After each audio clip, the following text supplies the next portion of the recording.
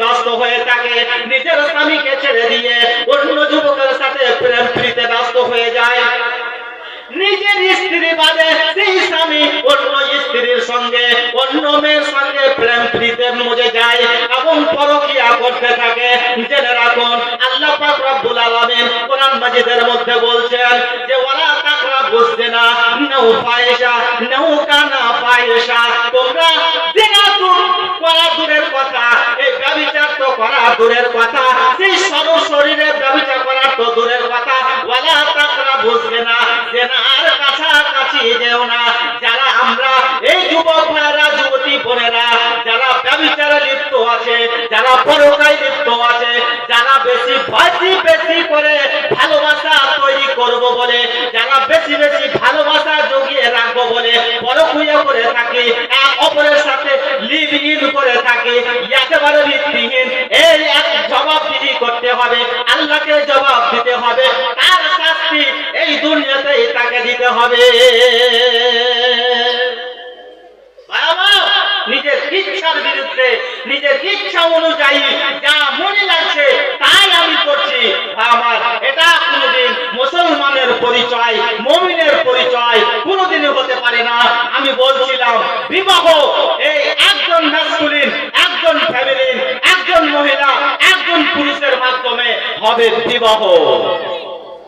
বিবাহের ক্ষেত্রে এই বিবাহের পর্বে আমরা কতটা হাদিস কোরআন অনুযায়ী চলাফেরা করি, তার আগে ছোট্ট একটা বাচ্চার কাছে যাই। সেই বাচ্চাটা কি? আমি একটু আগে বললাম যে আল্লাহ পাক সৃষ্টি করেছেন এই মানব আর দানবকে, এই মানবের ভিতরে একটা দিয়েছে পুরুষ আর একটা দিয়েছে নারী। ভাই আমার, জানি না আপনার এলাকায়, আপনার এই চত্বরে কিভাবে মেয়েদের অধিকার, মেয়েদের সম্মান, ছেলেদের সম্মান কতটা দেওয়া হয়। আমি এক এক করে বলছি, আপনারা শুনতে থাকুন।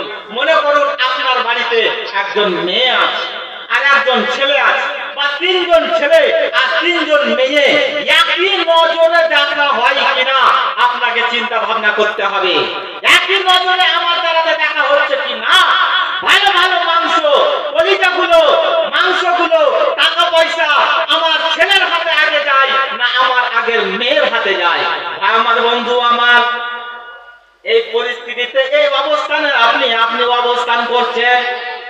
বা আমার বন্ধু আমার, মেয়ে বলে অনীহা, মেয়ে বলে লালন পালন করার সময় মিলে না, মেয়ে বলে তাকে অবজ্ঞা করা হয় কিনা, এই কোরআন এবং হাদিসের নিরিখে নিজেকে চিন্তা ভাবনা করে সেই একটা জায়গায় পৌঁছাতে পারেন। হযরত আয়েশা রাদিয়াল্লাহু তাআলা আনহা বলেন, আমি বাড়িতে আছি, এমন সময় একজন মহিলা, একজন ভিক্ষুক আসলো। ভিক্ষুক আসার পরে সেই মহিলা তার দুইজন মেয়েকে সাথে করে নিয়ে এসেছে। আমার কাছে যেন কিছু চাইছে। আমি বাড়িতে খুঁজাখুঁজি করে দেখলাম কিচ্ছু নাই। তারপরে দেখছি একটা খেজুর পেলাম, সেই খেজুরটা ওই মহিলাকে আমি দিয়ে দিলাম। আমার বন্ধু আমার, এই উপর বন্ধুর যুবক যুবকেরা, এই উপর বন্ধুদের অভাবে করা, এই উপর বন্ধুর মা ও বোনেরা, দেখুন হযরত আয়েশা কি করলেন। আর ওই ভিখারিনী, ওই ভিক্ষুক ওই খেজুরটা নিল আর খেজুরটাকে নিয়ে দুই ভাগে ভাগ করে দিল, দুই অংশ করে দিল।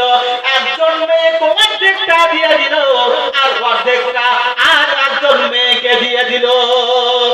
আমার বন্ধু আমার, সেখান থেকে চলে গেল। আমার নবী, আপনার নবী জনাবে মুহাম্মদ রাসূলুল্লাহ বলি সাল্লাল্লাহু আলাইহি ওয়াসাল্লাম, তিনি বাড়ি আসলেন। বাড়ি আসার পরে হযরত আয়েশা রাদিয়াল্লাহু তাআলা আনহা ওই ঘটনাটা বললেন, নবীর সামনে পুরো ঘটনাটা বললেন। নবী শোনা মাত্রই বললেন, মান আলা জারিয়াতাইনে, যে ব্যক্তি দুইজন মেয়েকে লালন পালন করলো, শিক্ষা দীক্ষা দিল। আমার বন্ধু আমার, দুইজন মেয়েকে লালন পালন করলো, শিক্ষা দীক্ষা